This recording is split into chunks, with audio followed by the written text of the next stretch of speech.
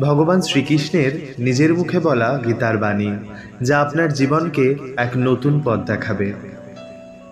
আপনি যা নিয়ন্ত্রণ করতে পারবেন না তা নিয়ে ভাবার কোনো দরকার নেই। সময়ের হাতে সব কিছু ছেড়ে দিন। নিজেকে সবসময় স্মরণ করান, খারাপ সময় চিরকাল থাকে না। আজকের অন্ধকার কালকে ফের আলো হয়ে যাবে। অন্যের সব কথা শুনুন, কিন্তু নিজের পথ নিজেই ঠিক করুন।